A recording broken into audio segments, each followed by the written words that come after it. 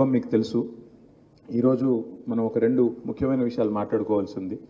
ఒకటి, మన పార్టీ ఆవిర్భావ దినోత్సవం ఏప్రిల్ 27. మరి 27 నాడు జరగబోయే ఈ ఇంటి పండుగ తెలంగాణ ప్రజలకు సంబంధించినంత వరకు ఇది ఒక ఇంటి పండుగ. ఆ పండుగ ఏ స్థాయిలో చేసుకోవాలా, హైదరాబాద్ నుంచి మనం ఎట్లా పోవాలా ఏంది అనేది ఇప్పటిదాకా పెద్దలు శ్రీనివాస్ యాదవ్ గారు చెప్పినారు. నా వైపు నుంచి ఒక 2-3 విషయాలు మీతో చెప్పాలి. ఒకటి, మన భారతదేశానికి స్వాతంత్రం వచ్చి మరి దాదాపు 77-78 ఏళ్ళు అవుతా ఉంది. ఈ 77-78 ఏళ్లలో మన తెలుగు రాష్ట్రాల్లో ఆనాడు ఉమ్మడి ఆంధ్రప్రదేశ్గా ఉన్న రాష్ట్రం కానీ, ఈరోజు తెలంగాణ ఆంధ్రగా ఉన్న రాష్ట్రాలు కానీ, ఈరోజు ఈ 77 ఏళ్ళు ఒక్కసారి తిరిగి చూస్తే కేవలం 2 రాజకీయ పార్టీలు మాత్రమే 25 ఏళ్ల కంటే ఎక్కువ ఒక పార్టీగా పుట్టి అధికారాన్ని, అదేవిధంగా ప్రతిపక్ష పాత్రని, ఇంకా ఉద్యమ పాత్రని ఇవన్నీ పోషించిన పార్టీలు ఎన్ని ఉన్నాయని చెప్పి లెక్క కడితే కేవలం రెండు పార్టీలు మాత్రమే. ఒకటి, ఆనాడు స్వర్గీయ నందమూరి తారక రామారావు గారు స్థాపించిన తెలుగుదేశం పార్టీ 82-83లో స్థాపించిన పార్టీ ఒకటైతే తెలుగువారి ఆత్మగౌరవానికి ప్రతీకగా ఏర్పాటు చేసిన పార్టీ అది. దాని తర్వాత మళ్ళీ 2001లో మన నాయకుడు కేసీఆర్ గారు తెలంగాణ అస్తిత్వాన్ని, తెలంగాణ రాష్ట్రం కావాలనే ప్రజల ఆకాంక్షని హిమాలయాల స్థాయికి తీసుకొని పోయి అల్టిమేట్గా తెలంగాణ రాష్ట్రాన్ని సాధించడమే కాదు, 25 ఏళ్ల పాటు అన్న ఎన్టీఆర్ గారు తర్వాత మరి ఈ 2 తెలుగు రాష్ట్రాల్లో అంత అద్భుతంగా ఒక పార్టీని వ్యవస్థాపక అధ్యక్షుడిగా 25 ఏళ్ల పాటు విజయవంతంగా నడిపించిన నాయకుడు మన నాయకుడు కేసీఆర్ గారు. అయితే ఇక్కడ ప్రత్యేకంగా ఎందుకు చెప్తా ఉన్నా అంటే, మధ్యలో పార్టీలు చాలా వచ్చినాయి, చాలా పోయినాయి. ఒక రాజకీయ పార్టీ నడపడం అంటే ఆషామాషి వ్యవహారం కాదు.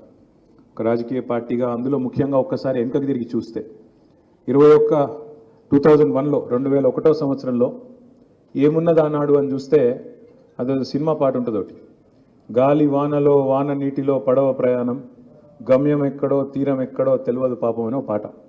నిజంగా కూడా ఆ రోజు పరిస్థితి అదే. 2001లో పార్టీ పెట్టినప్పుడు కేసీఆర్ గారు ఏముంది ఆనాడు కేసీఆర్ గారికి ఇవ్వాలంటే ఇంత పెద్ద బలగం ఉంది హైదరాబాద్లో. ఆ రోజు ఏముంది 2001లో? గులాబీ కలర్ చూసి, గులాబీ జెండా చూస్తే నవ్విన వాళ్ళు ఎంతోమంది, ఇదేం కలరా, ఇదేం పార్టీ అన్నారు. అట్లే ఇంకా దానికి మించి ఎన్ని ప్రతికూలతలు, ఎన్ని ఛాలెంజ్లు ఉండేనో ఒక్కసారి వెనుకకి తిరిగి చూసుకుంటే మనకు కేసీఆర్ గారి యొక్క గొప్పతనం ఏందో అర్థమవుతుంది. 2001లో కేసీఆర్ గారి వయస్సు కేవలం 47-46 ఏళ్ళు.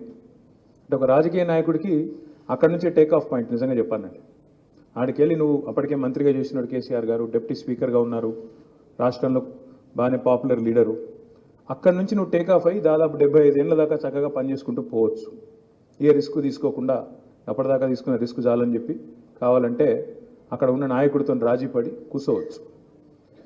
దాంతోపాటు 2001లో ఒక్కసారి వెనుకకి తిరిగి చూసుకుంటే రాజకీయ పరిస్థితి, ఆ రోజు అప్పుడు కూడా ఎన్డీఏ గవర్నమెంట్, ఈ రోజు ఉన్నట్టే ఎన్డీఏ గవర్నమెంట్ ఉంది. వాజ్పేయి గారు ప్రధానమంత్రి, ఆంధ్రప్రదేశ్ రాష్ట్రానికి చంద్రబాబు నాయుడు గారు ముఖ్యమంత్రి, దేశంలో బీజేపీ, రాష్ట్రంలో టీడీపీ, 2 కూడా పీక్లో ఉన్నాయి అన్నాడు. చంద్రబాబు నాయుడు గారు అన్నాడు ఎన్డీఏ కన్వీనర్ కూడా, ఆయన ఏదంటే అది ఢిల్లీలో చెల్లుబాటు అయ్యే పరిస్థితి. అట్లాంటి తెలుగుదేశం పార్టీని, అట్లాంటి బీజేపీ పార్టీని తట్టుకోవడం ఒకవైపు, మరొక వైపు 100 సంవత్సరాల పైచిలకు చరిత్ర కలిగిన కాంగ్రెస్ పార్టీ ఇంకో దిక్కు. 3 ప్రధాన రాజకీయ పార్టీలు ఆ రోజు తెలంగాణలో ఉన్నాయి, గట్టిగా ఉన్నాయి. అట్లాంటి పరిస్థితుల్లో మరి కేసీఆర్ గారు పార్టీ పెట్టాలన్నప్పుడు మరి కేసీఆర్ గారు ఏమీ ఎన్టీ రామారావు గారు లాగా సినిమా యాక్టర్ కాదు, సినిమా గ్లామర్ లేదు. పోనీ రాజకీయాల్లో మీకు తెలుసు నాకంటే బాగా కులబలం ఉండాలా, ధనబలం ఉండాలా, చాలా ఉండాలా. ఏమన్నా ఉందా అంటే అది కూడా లేదు. కులబలం లేదు, ధనబలం లేదు, ఆనాడు అంగబలం కూడా లేదు. అంటే మనందరం కూడా లేవు, ఇంత పెద్ద ఎత్తున సైన్యం కూడా లేదు. ఇంక అన్నింటికంటే ముఖ్యంగా తెలంగాణ ప్రజల్లో ఒక అపనమ్మకం, అవుతుందా తెలంగాణ, అందరూ మధ్యలో వస్తారు, వాడుకుంటారు, విడిచిపెడతారు, అవతల పడతారు, కానీ ఎవ్వరు కూడా పట్టించుకోరు. మళ్ళీ వాళ్ళ పదవి కోసమే జెండా ఎత్తుతారు, పదవి రాగానే పారిపోతారు. నమ్మొచ్చా? రాజకీయ నాయకత్వం మీదనే అపనమ్మకం. ఎందుకంటే 1971లో ఆనాడు 370 మంది పిల్లలు చచ్చిపోయిన తర్వాత తెలంగాణ మొదటి దశ ఉద్యమంలో 11 మంది పార్లమెంట్ సభ్యులను గెలిపించారు, ఇంక్లూడింగ్ హైదరాబాద్. ఆ రోజు హైదరాబాద్లో జిఎస్ మెల్కోటే గారని ఆయన తెలంగాణ ప్రజా సమితి నుంచి పార్లమెంట్ సభ్యుడిగా గెలిచిండు. 14 11 పార్లమెంట్ మనమే గెలిచినాం అన్నాడు. టీపీఎస్ పార్టీ పేరు ఆ రోజు. తెలంగాణ ప్రజాసమితి. గెలిచినాక కాంగ్రెస్, ఆ రోజు కాంగ్రెస్ కత్తికి ఎదురులేదు, దేశంలో ఇందిరాగాంధీ గారి హవాకి ఎదురులేదు, తిరుగులేదు. ఆమె ఒకటే డైలాగ్ కొట్టింది ఇందిరాగాంధీ గారు. ఆమెకి ఎవరో చెప్పిను, ఇవాళ తెలంగాణ ఇస్తే నువ్వు ఇంకో 10 ఇవ్వాల్సి వస్తుందని చెప్పారు. పాపం ఆమెకు మెంటల్ బ్లాక్, ఇట్లా ఎట్లా అవుతుందేమో అని చెప్పి, దేశం పెద్దగా ఇదైపోతుందేమో, ఇంకా వేరే వేరే ఉద్యమాలు వస్తాయేమో అని చెప్పి ఆ యమధర్మరాజు కొడతాడు చూడు డైలాగ్ సతీ సావిత్రితో, ఏదన్నా అడుగు నీ భర్త ప్రాణం తప్ప ఏదన్నా అడుగు అన్నట్టు, నువ్వు తెలంగాణ తప్ప ఏదన్నా అడుగు అని ఆ రోజు కూడా కండిషన్ పెట్టింది ఇందిరాగాంధీ గారు. మేము కొట్లాడిందే తెలంగాణ కోసం, మీరు తెలంగాణ తప్ప ఎట్లా అంటే, లేదు లేదు ఇవ్వలేను అని చెప్పి ఆ రోజు ఆ 11 మంది ఎంపీలను కలిపేసుకొని 370 మంది పిల్లల త్యాగాలు వృధా అయిపోయినాయి. మళ్ళేదో 6 పాయింట్ ఫార్ములా అంటే, ప్రెసిడెన్షియల్ ఆర్డర్ అంటే ఏదో కంటి తుడుపు చర్యలు. 30 ఏళ్ళ కిందట ఆ పని జరిగింది 71లో. 2001లో పార్టీ పెట్టినప్పుడు ఇది పరిస్థితి. ప్రజల్లో నమ్మకం లేదు, రాజకీయ నాయకత్వంలో నమ్మకం లేదు, సినిమా గ్లామర్ లేదు, మనీ పవర్ లేదు, మజిల్ పవర్ లేదు, మీడియా బలం లేదు, ఏదీ లేదు. ఒక దిక్కుదోచని పరిస్థితిలో ఆనాడు చీకట్లో చిరుదూపంలాగా కేసీఆర్ గారు ఈ పార్టీని పెట్టి గులాబీ జెండా ఎగిరేసి ప్రయాణం ప్రారంభమైంది.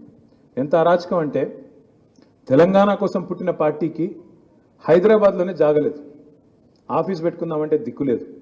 చివరికి పెద్దలు స్వర్గీయ కొండా లక్ష్మణ్ బాపూజీ గారు, ఇక్కడ కొండా లక్ష్మణ్ బాపూజీ గారి గురించి ఖచ్చితంగా గుర్తు చేసుకోవాలి. ఎందుకంటే మొదటి దశ తెలంగాణ ఉద్యమంలో కూడా రాజీనామా చేసిన మొట్టమొదటి మంత్రి కొండా లక్ష్మణ్ బాపూజీ గారు. ఆ కొండా లక్ష్మణ్ బాపూజీ గారు పిలిచి, చంద్రశేఖరరావు గారు నీ కమిట్మెంట్ బాగుంది, తప్పకుండా నీకు నేను ఆశ్రయం ఇస్తా అని చెప్పి జలదృశ్యం అంటే ఇప్పుడు ఎక్కడైతే మనం అమరజ్యోతి కట్టినామో ఆ బోట్స్ క్లబ్ పక్కకు అక్కడ ఆయన జాగా ఉంటే కొండా లక్ష్మణ్ బాపూజీ గారిది, మీరు ఇక్కడ పెట్టుకోండి ఆఫీస్ అని మనకు అవకాశం ఇచ్చినారు.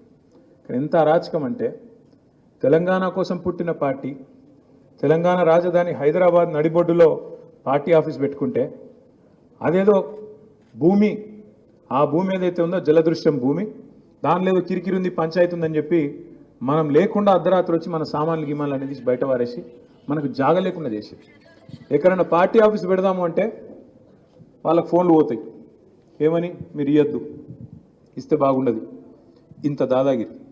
మరి ఇన్ని ప్రతికూలతల మధ్యన కేసీఆర్ గారు ప్రయాణాన్ని ప్రారంభించి ఒక్కొక్కటిగా ఉద్యమాన్ని ఒక్కొక్క మెట్టు ఎక్కించి 14 సంవత్సరాల పాటు అప్రతిహతంగా కొట్లాడితే అట్లా వచ్చింది తెలంగాణ తప్ప ఏదో అనాయాసంగా ఎవరో చాక్లెటో బిస్కెటో ఇస్తున్నట్టు ఇస్తే రాలే.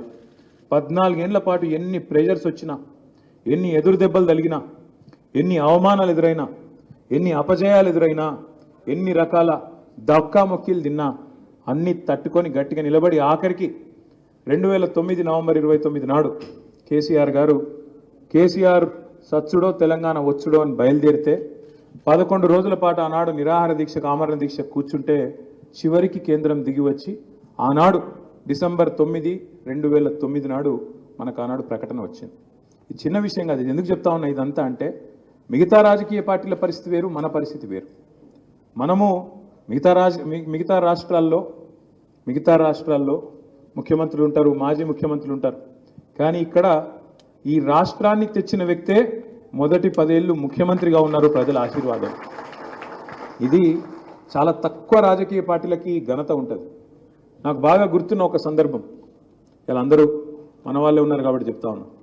తెలంగాణ వచ్చిన తర్వాత మేము ఢిల్లీకి పోయి ఆనాడు మనం అధికారంలోకి వచ్చిన తర్వాత పెద్దలు ప్రణబ్ ముఖర్జీ గారు, ఎవరైతే ఆనాడు కాంగ్రెస్ పార్టీతో మనకు 2004లో పొత్తు కుదుర్చడంలో కీలక పాత్ర పోషించినారో, తర్వాత తెలంగాణ అంశం మీద కమిటీ వేస్తే ఆ కమిటీకి అధ్యక్షుడిగా ఉన్నాడో, ఆ పెద్ద మనిషి రాష్ట్రపతిగా ఉన్నారు, వారి సంతకంతోనే గెజిట్ వచ్చింది.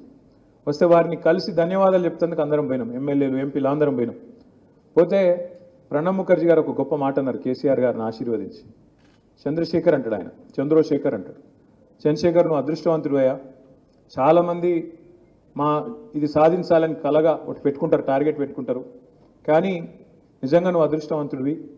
నీ జీవిత కాలంలో సాధించడమే కాదు, సాధించిన ఆ రాష్ట్రానికి మళ్ళీ సారథ్యం వహించే అవకాశం కూడా, అదృష్టం కూడా నీకే దక్కింది, బాగా పనిచేయండి అని చెప్పి ఆశీర్వాదం ఇచ్చింది. అట్లాగే నాకు బాగా గుర్తున్న ఇంకో సందర్భం, ఆనాడు మా ఎంపీలు కొంతమంది 2015 ఆ సందర్భంలో 15-16 సందర్భంలో ఒకసారి ఎంపీలందరినీ తీసుకొని నేను ఏదో ఢిల్లీలో అరుణ్ జైట్లీ గారు అపాయింట్మెంట్ తీసుకుని ఏదో పని మీద పోయినా. ఆయన ఛాయ్ తాగిపించి కూర్చోబెట్టి మాతో ముచ్చట పెట్టుకుంటా ఒక మాట అన్నాడు, నిజంగా మీరు అదృష్టవంతులయా తెలంగాణ వాళ్ళు అన్నాడు. ఎందుకు సార్ అంటే, జనరల్గా రాజకీయ నాయకుల్లో 2 రకాలుగా ఉంటారు. ఒకటి యాజిటేటర్స్, అంటే బాగా లొల్లి పెడతారు, బొబ్బ పెడతారు, విమర్శ చేస్తారు, కొట్లాడతారు, ఏదైనా ఇష్యూ ఉంటే ఫైటర్లు ఉంటారు అన్నట్టు. లేదా రెండోది మంచి పరిపాలకులు ఉంటారు, అడ్మినిస్ట్రేటర్స్ ఉంటారు. మంచి యాజిటేటర్స్ ఉంటారు, మంచి అడ్మినిస్ట్రేటర్స్ ఉంటారు. కానీ నిజంగా మీరు అదృష్టవంతులు. కేసీఆర్ గొప్ప యాజిటేటరు, అంతకంటే గొప్ప అడ్మినిస్ట్రేటర్ వెళ్ళిండు, మీరు చాలా అదృష్టవంతులు అని చెప్పాను. ఎందుకు చెప్తున్నా అంటే, మన పాత్ర ప్రత్యేకం.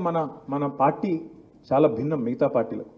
మనం అధికారమే పరమావిధిగా పుట్టిన పార్టీ కాదు, అధికారం కోసమే పుట్టిన పార్టీ కాదు. ఆనాడు కేసీఆర్ గారు పార్టీ పెట్టినప్పుడు 2-3 గొప్ప మాటలు చెప్పినారు. ఆర్ఎస్ఎస్ నుంచి ఆర్ఎస్యు దాకా అందరినీ కలుపుకపోతా, తెలంగాణ కోసం అవసరమైతే బొంత పురుగునైనా ముద్దాడుతా, కుష్టి రోగినైనా కౌగిలించుకుంటా అన్నాడు. అందుకే ఎప్పటికప్పుడు రాజకీయ ఎత్తుగడల్లో భాగంగా రాజకీయాల్లో అల్టిమేట్గా ప్రజాస్వామ్యంలో ఓటు ద్వారానే తెలంగాణ సాధించాలి, సీట్ల ద్వారానే సాధించాలి, రక్తం చుక్క చిందొద్దు, మళ్ళా మన పిల్లలు ఎవరు సావద్దు అని చెప్పి పట్టుబట్టి కమిట్మెంట్తోని చాలా ప్రయత్నం చేశారు. చివరికి 8-9 ఏళ్ల పాటు ఇచ్చిన మాట కాంగ్రెస్ మోసం చేస్తే, ఇచ్చిన మాట తప్పితే విధిలేక నిరాహార దీక్ష కూర్చొని మొత్తం తెలంగాణ సమాజాన్ని ఒక్కటి చేసి ఉద్యమ పార్టీగా 14 ఏళ్ళు మన ప్రస్థానం. ఆ తర్వాత ప్రజలు ఆశీర్వదించి మనకు అధికారం ఇచ్చినారు. 10 ఏళ్ళు అధికార పార్టీగా పనిచేసినాం. గత 16 నెలలు ప్రతిపక్ష పార్టీగా పనిచేస్తున్నాం. సాధారణంగా రాజకీయాల్లో 2 పాత్రలు ఉంటాయి, అయితే అధికార పార్టీ లేకపోతే ప్రతిపక్ష పార్టీ. కానీ మనకు ఉద్యమ పార్టీగా 14 ఏళ్ల చరిత్ర ఉంది, 10 ఏళ్ళు అధికార పార్టీగా ఉన్న చరిత్ర ఉంది. ఇప్పుడు 1.5 కాలంగా ప్రతిపక్ష పాత్ర కూడా పోషించినాం. ఏ పాత్ర ప్రజలు ఇచ్చినా ఆ పాత్రలో ఇమిడిపోయి బ్రహ్మాండంగా ఆ ప్రజలకు ఒక గొంతునిచ్చింది ఖచ్చితంగా ఈ గులాబీ జెండా అనే మాట చెప్పక తప్పదు. ఇవాళ తెలంగాణ ప్రజల గుండె ధైర్యం ఈ గులాబీ జెండా. ఇదేదో ఆషామాషి పార్టీ కాదు, ఆల్తు ఫాల్తు కథ కాదు మనది. తక్కువ ఉంటాయి ఇట్లాంటి సినిమాలలో ఉంటాయి ఇటువంటి కథలు. చిన్నగా ఉట్టి ఒక విత్తనం లెక్క ఉట్టి ఎక్కడికి వెళ్ళి అంటే ఎవరు ఊహించలే ఇంత దూరం వస్తుంది కథ, 25 ఏళ్ళు వస్తుందని. ఇలా గా సందర్భం ఇది, ఏదో ఆషామాషి మీటింగ్ కాదు, ఆల్తు ఫాల్తు కథ కాదు ఇది. 25 ఏళ్ళు ఈ పార్టీ ఉంటుందని ఎవరు నమ్మలే. అప్పట్లో పెద్దలు అన్నారు, ఏ మకల ఉట్టింది పుబ్బలో అవుతుంది, ఈ పార్టీ ఉంటుందా, పాల పొంగు మీ పార్టీ, బుస్సుమని లేస్తారు, బుస్సుమని పడిపోతారు అని మాట్లాడినరు, ఇన్సల్ట్ చేసిండ్రు. కానీ ఇవాళ ఎవరైతే మన మాట అన్నారో వాళ్ళే ఇక్కడ లేకుండా పోయినారు. నేను అనేదల్లా మీ అందరితో ఒకటే, తెలంగాణ రాష్ట్రానికి సంబంధించినంత వరకు మనకు ప్రజలు అన్ని పాత్రలు ఇచ్చినారు. 10 ఏళ్ళు అధికారం ఇస్తే ఇదే హైదరాబాద్లో మనం ఎంత పని చేసినామో మీరే చూసినారు. అంత పని చేసినాం కాబట్టే చరిత్రలో మీకు మనం మర్చిపోతాం అప్పుడప్పుడు. మనకేందంటే తెలంగాణలోకి మన డబ్బా మనం కొట్టుకుంటే అలవాటు ఎక్కువ ఉండదు. మనకు వేరే డప్పు కొట్టే ఛానళ్ళు లేవు, పేపర్లు లేవు. మరి మన డబ్బా మనం కొట్టుకోకపోతే ఇంకోరు కొట్టరు. కాబట్టి నేను మిమ్మల్ని కోరేది ఏంటంటే, మన విజయాలు సామాన్యం కాదు. 2015లో గ్రేటర్ హైదరాబాద్ కార్పొరేషన్ ఎన్నికల్లో మీరు ఒక్కసారి తిరిగి చూడండి. ఆ రోజు 100 సీట్లు సాధిస్తామని నేను అంటే చాలామంది నవ్వారు. ఇప్పుడున్న రేవంత్ రెడ్డి గారే డైలాగ్ కొట్టిండు, మీరు 100 కొడితే నేను రాజకీయ సన్యాసం చేస్తా అన్నాడు. సరే చేయలే, అది వేరే విషయం. కానీ ఫస్ట్ టైం చరిత్రలో 150 సీట్లుంటే 99 సీట్లు సాధించి ఆ రోజు ఒక కొత్త చరిత్రను, కొత్త రికార్డు సృష్టించింది టీఆర్ఎస్. నిజంగా చెప్పానంటే జాంబాగా ఆనందేడవా ఉన్నాడా, ఒక ఈయనే ఉన్నాడు. ఇది కూడా గెలిచినాం మనం. సరే దానికి పేరే కథ ఉంది, కానీ కూర్చో 5 ఓట్లతో నువ్వు, అది కూడా వాళ్ళు బతిమలాడితే విడిచిపెట్టినావు, ఆయనతో అయింది. లేకపోతే సెంచరీ కొట్టినట్టే జరిగింది అది. తర్వాత 2018 ఎలక్షన్స్ వచ్చినాయి, అసెంబ్లీ ఎన్నికలు వచ్చినాయి. అసెంబ్లీ ఎన్నికల్లో కూడా ఏం విజయం అది. మనకు హైదరాబాద్లో స్వీప్ చేసినాం, మళ్ళా 18లో, మళ్ళీ 20లో మళ్ళీ జిహెచ్ఎంసీ వచ్చింది, మళ్ళీ గెలిచినాం, సొంతంగానే గెలిచినాం. ఎవరి అవసరం లేకుండానే, ఎవరి మద్దతు లేకుండానే మళ్ళా గెలిచినాం. ఏ పార్టీకి రికార్డు లేదు. 2 సార్లు కార్పొరేషన్ స్వీప్ చేసిన పరిస్థితి లేదు. 18లో అఖండమైన మెజారిటీ, 23లో నిజంగా చెప్పాలంటే ఒక ఆశ్చర్యం అది నాకు కూడా.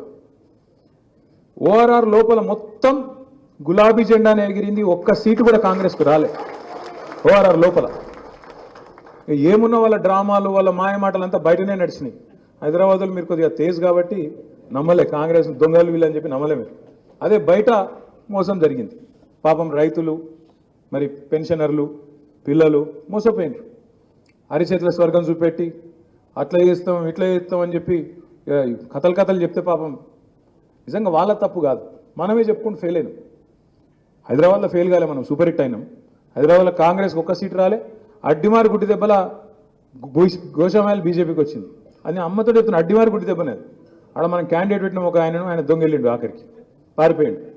కాబట్టి పోయింది. కానీ లేకపోతే మీరు చెప్పినట్టు ఇంటే ఆ రోజు బరాబర్ గోషామాలు కూడా కొట్టి కాంగ్రెస్కు బీజేపీకి స్థానమే లేదు హైదరాబాద్లో అనేంత కథ వాస్తవంగా ఉండే. దురదృష్టం ఒక సీటు అటు పోయింది, తర్వాత ఉప ఎన్నిక వస్తే కంటోన్మెంట్లో ఓడిపోయింది. ఇదంతా మీకు ఎందుకు చెప్తున్నా అంటే 2023 డిసెంబర్ నాటికి ఈ రోజుకు ఇప్పుడు మల్లారెడ్డి సాబ్ చెప్పింది ఉత్తగానే చెప్పలే. ఆయన చమత్కారంగా మాట్లాడతాడు, మల్లన్న నవ్వించినందుకు అప్పుడప్పుడు చెప్తాడు. కానీ మనిషి లోతైన మనిషి కాబట్టి గంత పెద్ద ఎత్తున వ్యాపారాలు చేయడు, గంత పెద్ద ఎత్తున కథ చేయడు. ఆయన చాలా లోతైన మనిషి, అట్లా నవ్వుతా ఉంటాడు కానీ చాలా లోతైన మనిషి. ఆయన ఒక గొప్ప మాట చెప్పిండు, ఈ 16-17 నెలల్లో మన పరిస్థితి ఇంకా మెరుగైంది, అవతల పరిస్థితి అధ్వానమైంది. ఒక్కటి కాదు ఎన్ని ఘాతకాలు. హైడ్రా పేరు మీద అరాచకం. రేవంత్ రెడ్డి గారు అన్న ఇల్లేమో కూలది, పైసలున్నోని ఎవ్వనిల్లు కూలది. బాగా ధనవంతులైతే ఎవ్వనిల్లు ముట్టుకోరు, కానీ గరీబ్ గారు మెట్టుగూడల రోడ్డు మీద దుకాణాలు పెట్టుకుంటే వానిగులు కొడతారు. హాకర్స్ వాళ్ళు ఏంది పాపం రోజు తోపుడు పనులు, వాళ్ళను సికింద్రాబాద్లా, సనత్ నగర్లా, జూబ్లీ హిల్స్లా ఏడబడతాడు గుంజుడు కొట్టుడు గుద్దుడు. పేదవాడు ఏం చేస్తాడు, గుంజవతల వాడేస్తారు. నాచారంలో నేను చూసిన ఒక చెప్పుల దుకాణం గుంజి పారేసిండ్రు. కూకట్పల్లిలో ఆఖరికి బుచ్చమ్మ అని ఒక లేడీ హైడ్రా వచ్చిన ఇల్లు కూడా కొడుతుందని చెప్పి గుండాకి చచ్చిపోయింది భయంతో. నేను కృష్ణారావు గారు పోయినాం.